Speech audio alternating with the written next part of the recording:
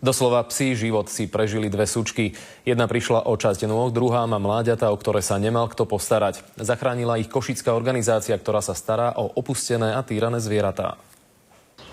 Táto fenka sa volá Adelka a pred niekoľkými týždňami jej pravdepodobne vlak amputoval prednú aj zadnú labku. Zostala ležať blízko koľajiska, kde ju našli ochranári. Táto fenka, tým, že mala vtedy šteniatka, tak sa dokázala vylízať z týchto rán a bojovala o život. Preto sa ju po vyšetreniach u zverolekára rozhodli neutratiť. Jej šteniatka však nenašli. Je to stav, ktorý sa pekne zhojil po amputácii, nie je tam žiaden zápal.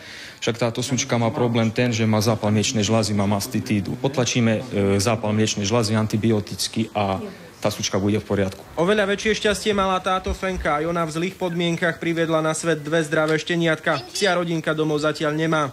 V zuboženom stave v ten istý deň našli ľudia z organizácie Psia duša aj tohto psíka Kaspera, ktorého pravdepodobne niekto týral. Absolútne zanedbaný, vychudnutý, dehydrovaný, s edémom mozgu. Kasper však nemal toľko šťastia, veterinárom sa ho nepodarilo zachrániť. Ak vám nie sú ľahostajné osudy opustených a týraných psov, v košickom útulku si ich môžete adoptovať. Z Košíc, Dávid Vido, televízia Markíza.